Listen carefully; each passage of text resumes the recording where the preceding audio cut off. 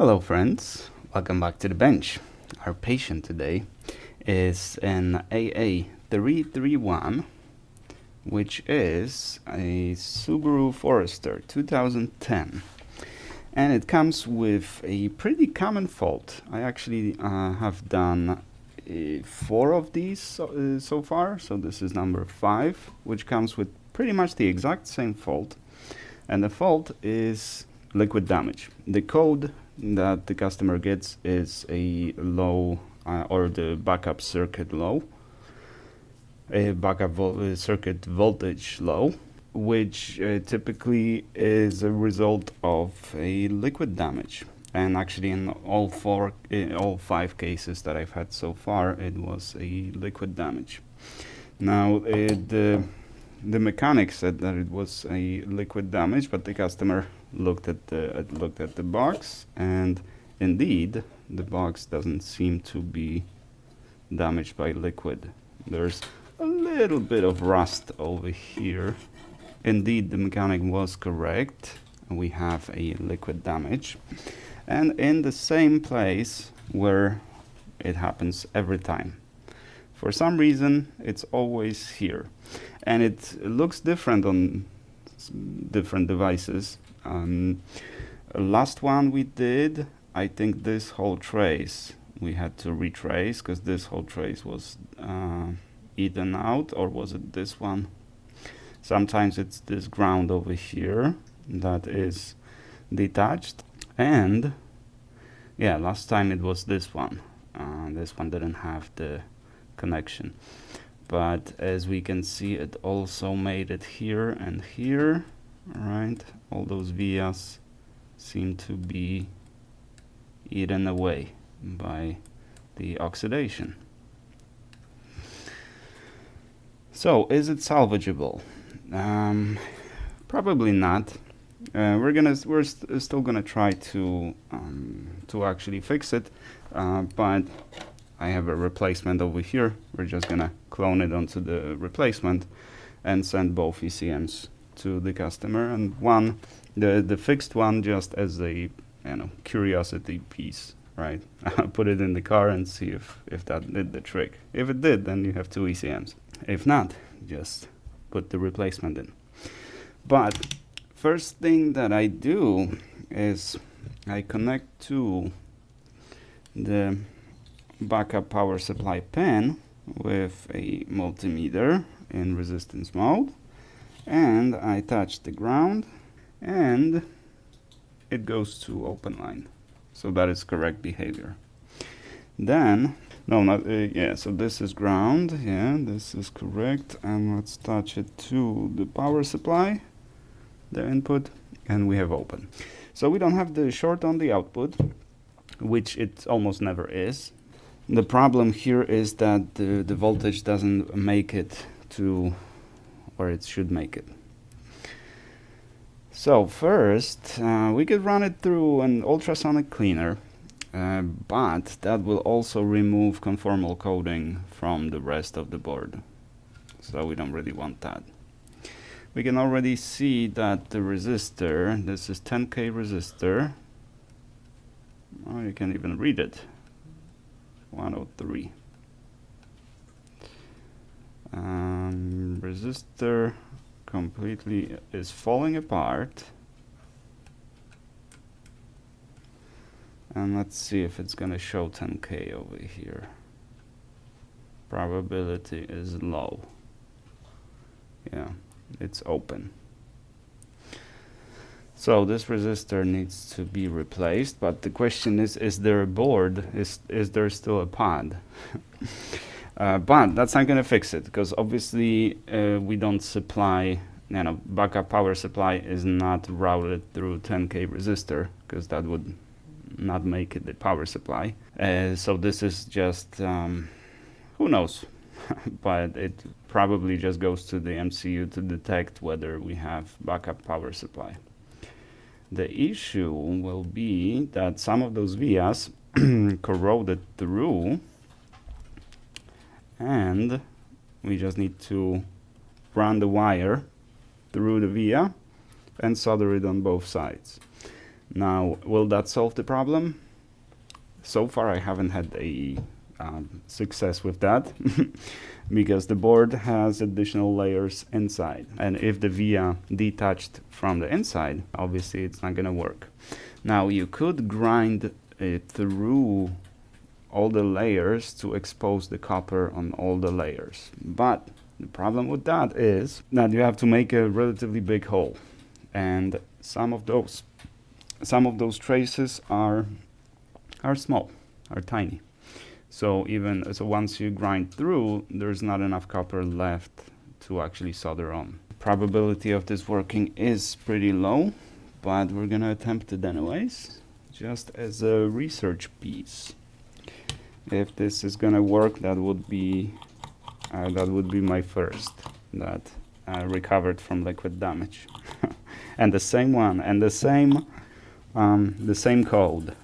It's always low backup voltage.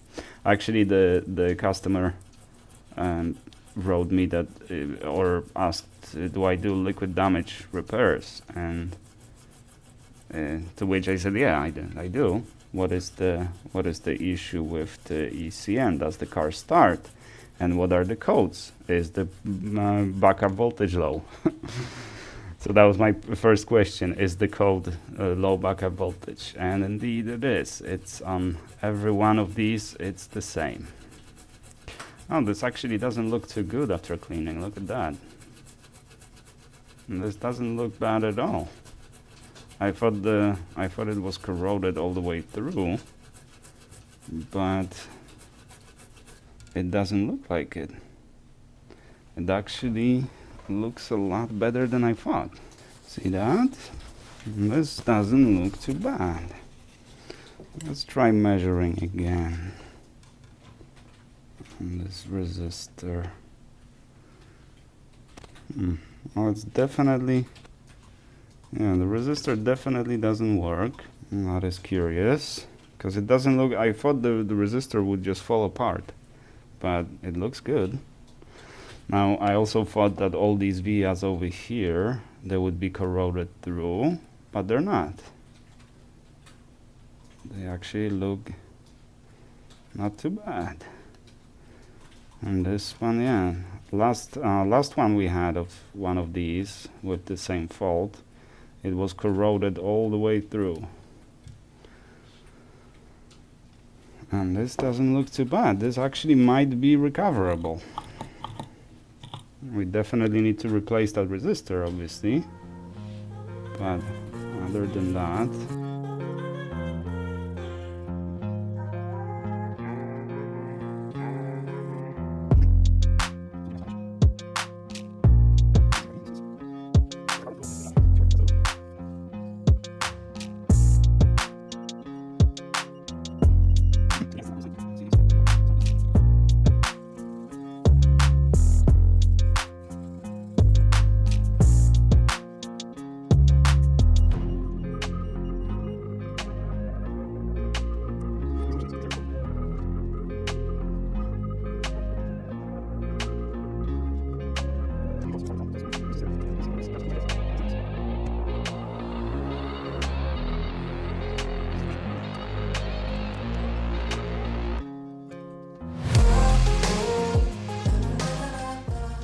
yeah, so the pad corroded through.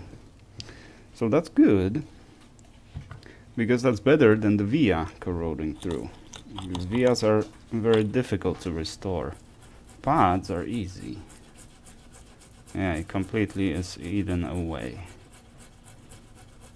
That is interesting. So, this should be easy.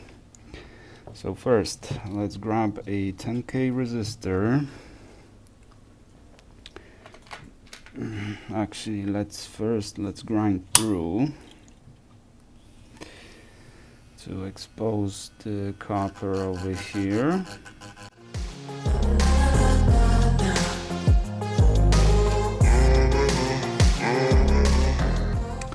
And let's check, because this looks like there was a lot of power that went through here, but we have solid connection here. So this is Yeah, this is all good. This is ground.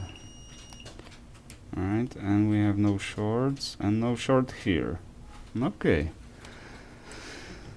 This looks like it could be recoverable. Which again, it would be the first. But this one definitely doesn't look as bad as we typically have them.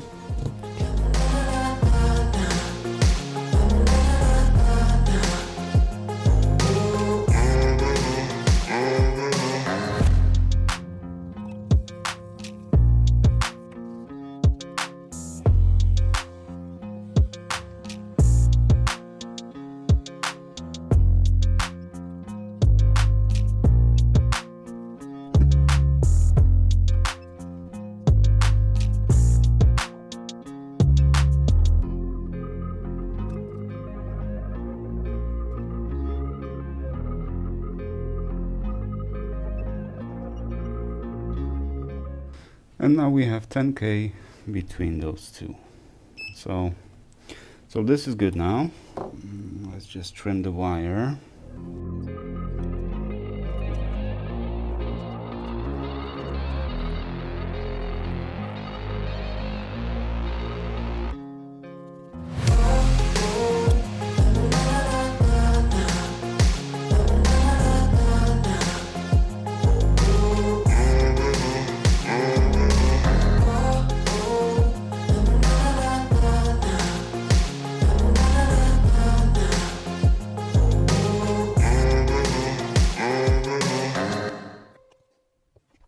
Okay, that was probably the easiest liquid damage I've done. The liquid damage repair I've done, not the liquid damage to the ECM, obviously. It appears that the only fault was that damaged resistor, which is very unusual. This is the first one that has only this little liquid damage.